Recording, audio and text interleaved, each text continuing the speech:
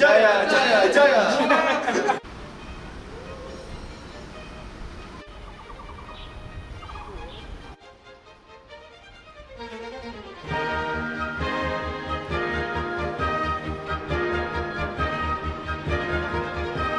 Tinggi dan bisa juga di sana. Kita ngadep jendela atau? Hai guys, kembali lagi untuk video kita kali ini. Kali ini kita akan bawa kalian untuk bedah jurusan di NTHU. Untuk kali ini kita sedang berada di TSMC, salah satu college paling terkenal di Cinta. Dan kalian yang mau ke sekolah ke Taiwan, apalagi masuk NTHU, stay tune ya untuk video kita kali ini. Bagi kalian yang belum tahu, NTHU dan NYCU itu ada di Hsinchu, bukan di Taipei ya guys, jangan salah. Dan Hsinchu itu adalah kota industri Taiwan. Kenapa? Karena ada yang namanya Hsinchu Science Park or the Silicon Valley of Taiwan. Kenapa disebut kayak gini? Karena di dalamnya ada 400 perusahaan teknologi ternama. Contohnya adalah TSMC dan ASML. Maka dari itu, NYCU dan NTHU sangat-sangat memiliki engineering college yang sangat top in Taiwan and in Asia. Dan di sini kalau kalian notice, we have a lot of interdisciplinary program. It's emang begitu sengaja karena mereka ingin mendukung anak-anaknya memiliki more than one specialties, either it's in business or in engineering. So let's find out. Kalian pasti kalau udah nonton video kita yang sebelumnya tentang campus ter NTHU, kalian pasti tahu sekarang kita ada di mana. Ini library NTHU. Dan jurusan kali ini yang kita bahas cukup spesial karena sebelumnya semuanya adalah Chinese taught. Ini the only fully English taught program di Cinta di NTHU, yaitu International Bachelor Program atau IBP. Fun fact aja, half of the Indonesian student that comes to NTHU, mereka ambil jurusan ini karena jurusannya cukup fleksibel. Secara garis besar, IBP dibagi jadi dua, Group A and Group B. Group A itu learning about Chinese, dari historinya, karakter, tulisan-tulisannya. Dan yang menarik dari Group A adalah, di tahun kedua kalian bisa ambil minor. Contohnya ada minor in Econ, minor in EECS, minor in HRM. Tapi kalian juga bisa kalau nggak mau ambil minor sama sekali. Sedangkan untuk Group B, dibagi jadi 3 jurusan lagi. Yang pertama adalah Business Administration, Electrical Engineering Computer Science, dan Engineering Technology. Langsung aja kita ke jurusan yang pertama, yaitu Business Administration. Oke, jadi kenalan dulu dong kok. Halo semuanya, nama gue Michael. Gue murid tahun ketiga dari Departemen IBBA. Oke, and pertama nih, yang bikin semua orang bingung. Kalau awalnya tahun pertama IBP, kenapa bisa tahun kedua jadi IBBA? Jadi kalian mulai tahun pertama bakal ada 2 tipe status. Pertama internasional dan 2 overseas Chinese. Yang internasional ini kalian bakal otomatis langsung masuk IBBM. Dan buat anak OSI kalian perlu apply dulu. Tapi kalau misalnya kalian udah masuk IBBM, tahun kedua nanti bakal otomatis pindah IBBA karena ini program universitas. Dan prosesnya itu bakal otomatis dan kalian cuma perlu ganti student ID karena nanti departemennya bakal beda. Dan prosesnya itu pun gratis, jadi kalian nggak usah khawatir karena nanti di akhir tahun bakal dapat informasinya. Jadi no matter kalian anak inter atau kalian mau ambil status OSI, langsung aja apply ke IBP duluan ya. Yes. And next, personally nih kok, kenapa kok ambil bisnis? Jadi zaman sekarang itu kita bisa apa-apa digital. Dan mungkin kalian pikir dengan adanya digitalisasi ini, yang namanya bisnis sama ekonomi bakal jadi nggak guna. Tapi enggak, justru mau zaman manapun, yang namanya ahli bisnis dan ahli ekonomi itu bakal selalu diperlukan. Jadi kalian nggak usah khawatir, karena AI nggak bakal bisa gantiin kalian. Okay, and after 3 years here, do you learn anything unexpected? Banyak sih, karena sebagai murid IBBA itu kalian bukan cuma belajar teori dalam kelas, tapi kan juga bakal diajarin gimana cara pakai teori itu buat hasilin results. Ya pasti awal-awal kan juga bakal belajar basisnya lah, teorinya lah. Tapi pas tahun ketiga, pas tahun keempat kan bakal mulai belajar gimana caranya apply teorinya ke field-field yang mungkin lebih advance. Kalian bukan cuma bakal diajarin textbook, kalian juga bakal, tapi kalian juga bakal bisa belajar programming, project dan lain-lain. Terus di sini tuh profesor-profesornya ahli industri. Jadi mau belajar apapun yang ada hubungannya sama industri mereka, langsung aja ke mereka. Dan terakhir, sebagai murid IBBA, kalian nggak bakal dilimit ke satu field doang. Jadi kalian nggak bakal cuma jadi ekonomi, finance, law, atau dan lain-lain. Tapi malah kalian di-encourage buat coba semuanya, terus lihat yang mana kalian suka dan spesialisasi di sana. Jadi bisa ambil programming, bahkan itu sangat-sangat Yes. di-urge buat kalian. Tapi nggak ada pressure untuk belajarnya programming terus. Jadi cukup seru sih menurut aku. Benar. Oke. And next one, kalau sebagai murid IBBA, apakah ada benefit yang jurusan lain mungkin tidak bisa dapat? Kalau dari yang gue lihat sih, dari Departemen IBBA dan College of Technology Management sendiri, kita banyak aktivitas-aktivitas di luar kelas yang justru mungkin lebih berguna daripada di kelas-kelas sendiri. Contohnya, kita ada lomba-lomba, ada seminar-seminar, dan buat gue sendiri, gue terlibat di NTHU IBBA Student Association. Dan kita ini fokusnya bikin event-event yang berhubungan sama bisnis, tapi nggak bisa dapetin dalam kelas. Contohnya, kita kemarin sempat invite HR manager buat datang dan kasih workshop ke murid-murid. Terus kita juga ada company visit. Semester lalu kita sempat visit KPMG International, dan untuk semester ini kita bakal visit Tesla. Keren banget sih ya.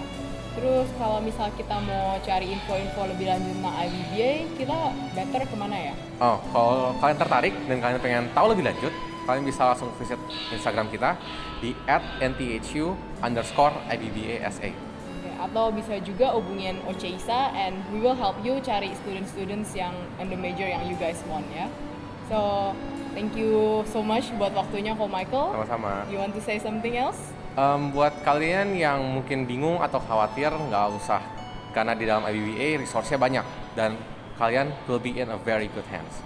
Oke, jadi sekian segitu aja sama Ko Michael and see you guys on the next major. Bye. Thank you semuanya. Hai, sekarang kita ada di Education Building atau yang sering kita sebut sama EDU Building. If you guys take general courses, itu di gedung ini, and the IBP office juga ada di gedung ini. And speaking of IBP, we're now going to talk about ECS IBP atau Electrical Engineering and Computer Science. Jadi nanti waktu kalian datang, first year, you guys will be ECS under the IBP, and most of the course you guys take itu adalah course-course dasar untuk jurusan EE dan CS. Tapi karena gua anak bisnis ya, I don't know much tentang ECS. And luckily di gedung ini kita juga punya IBP Lounge, di mana banyak anak-anak IBP suka nongki-nongki. Jadi let's check it out and see if we can find some.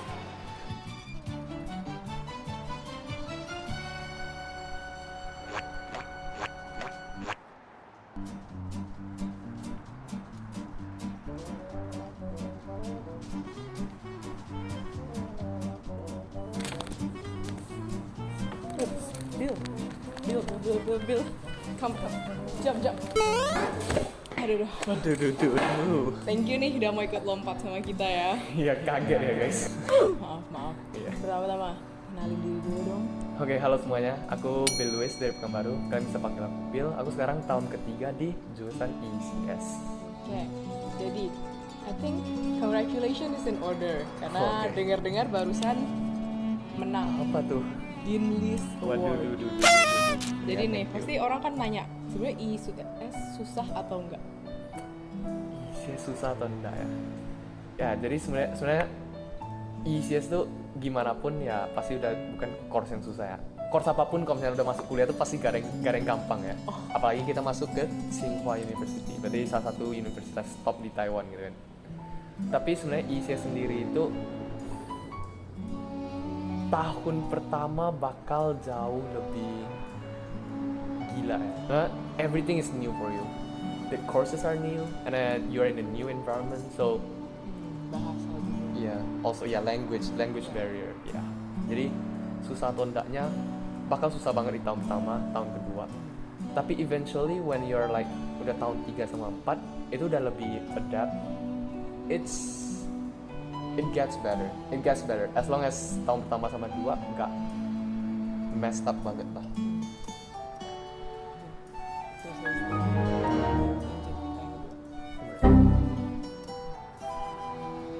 Jadi kalau gitu, kan ada I ada CS, lu lebih ambil II-nya atau cenderung towards CS-nya? Oh, Ya, aku lupa mention itu tadi.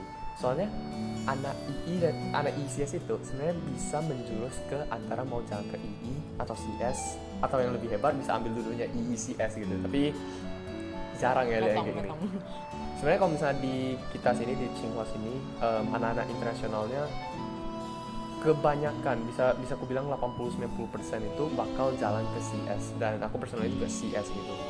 Kenapa? Soalnya one is that menurutku II math-nya jauh lebih berat dari CS nya gitu, dan CS lebih suka. Apalagi I-nya di Cinta, di Iya. Tsinghua Tashi pasti susah banget. Dan kalau mereka search Google, mereka pasti muncul ICS IBP sama ICS local. Oh iya, Itu bedanya gimana sih? ICS IBP sama local ya. Sebenarnya gini, kita kalau misalnya kita masuk IBP itu, kita tahun pertamanya itu bakal di IBP. Nah, mau kita BM bakal pindah IBA, ICS bakal masuk ICS Global Program. Itu semua kita nanti tahun kedua tuh bakal dipindahin sama IBP-nya sendiri gitu. Jadi IBP itu bisa kita bilang jadi perantara doang, numpang lewat doang. Kita SMA masuk IBP, IBP bantuin kita selama setahun, kita dipindahin ke jurusan masing-masing kita. Tapi kalau misalnya lokal punya ya, kalau misalnya kalian overseas Chinese dan nggak ambil IBP dan langsung masuk ICS, kalian tuh bakal bersaing dengan anak-anak lokal. Dan bedanya kalau misalnya IBP ya kita saingannya tuh sama anak-anak ICS sendiri gitu. Dan dari IBP mostly adanya international student-nya. Yes. Even though beberapa anak overseas Chinese masih Yes. bisa masuk IBP juga. Yep, exactly. Dan sebelum lu datang ke Taiwan, Uh-huh. lu udah bisa coding atau belum? Waduh, pertanyaan sejuta umat ini. Jadi kalau misalnya coding ya, Excel itu coding nggak? Nggak dong. Enggak deh. Ya, kalau misalnya selain itu nggak pernah sih. Dulu pernah kepikiran mau belajar, cuman emang dulu sekolah nggak ada resource-nya, dan pas itu juga males cari resource sendiri gitu. Jadi sampai sini beneran kayak pertama kali coding, apaan? I2P, kalkulus. Baru jangan spoiler dulu. Oh, oke. Kaget. Nanti ya. Terus ini kan. And dan last question nih. Iya. Kopbil. Waduh. Kopbil. Waduh. Ada course-course menarik nggak yang lu pernah ambil, lu pernah dengar atau you want to take in the future? Oh, exactly. Sebenarnya di NTH ini banyak course-course menarik ya. Kayak contohnya yang mungkin semua orang bakal tertarik itu machine learning. Ya, all CS student might take that. Karena course menarik yang sekarang aku lagi ambil nih itu menurutku virtual reality (VR). So there's a course called VR. It's actually a master course. Tapi kalau misalnya di Tsinghua itu kita bachelor pun boleh ambil course master gitu, asalkan nggak keberatan. Terus ada course-course kayak game programming, blockchain technology, high tech entrepreneurship, dan seterusnya. Banyak banget course di sini. Oke, ya, so kayaknya udah caputu udah kelar ya Salah ya. soalnya. Cukup lah buat Jadi kalian kalau misalnya, datang. ya, kalau misalnya kalian masih ada pertanyaan-pertanyaan lain ya boleh ya kontak aku di sini, dan I'll be more glad to help you guys. Kalau nggak di ghosting. Kalau nggak Kalau nggak di ghosting. Dan kalau if you guys need help, kita kontak langsung aja ke Oceisa. Kita bisa bantuin kalian connect ke murid-murid yang ambil jurusan kalian. Yep. Bye bye. Jadi sebenarnya ya guys, ada 3 jurusan dari IBP. Yang terakhir adalah IT atau Engineering Technology. Tapi karena ini video udah kepanjangan, jadi we will just put the link in the description box. And once again, if you guys have any question, you can just come to us and we will definitely do our best to help you.